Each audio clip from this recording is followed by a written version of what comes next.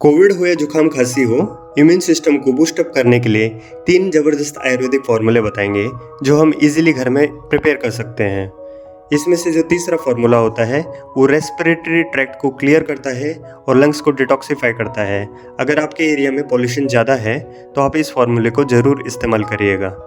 जो पहला फार्मूला होता है उसमें लौंग और इलायची इक्वल क्वांटिटी में लेना होता है, मतलब बराबर मात्रा में। 2 लौंग और 2 इलायची जैसे कि हमने ले लिया और इसको तवे पे फ्राई करना है और इसका बाद में एक पाउडर बनाना है और इसको शहद के साथ में चाटना है।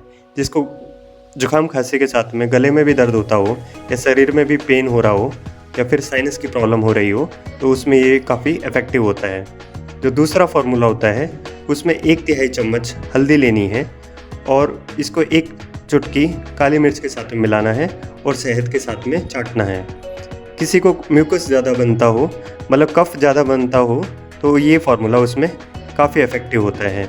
जो तीसरा फार्मूला होता है उसमें 8 इंग्रेडिएंट होते हैं और ये काफ़ी ज़बरदस्त इफ़ेक्टिव फार्मूला है। इसमें जो 8 इंग्रेडिएंट्स है उसमें पहला है अदरक। अदरक का एक छोटा सा पीस लेना है अपने को।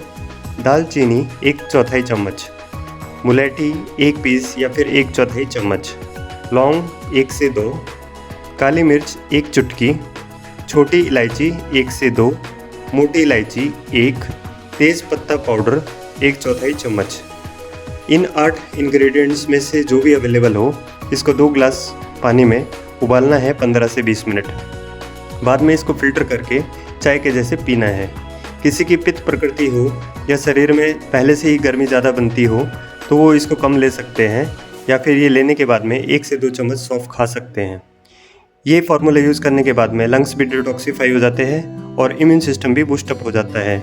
ऐसे ही आयुर्वेदिक रेमेडीज़ को जानने के लिए हमारे साथ जुड़े रहिए। धन्यवाद।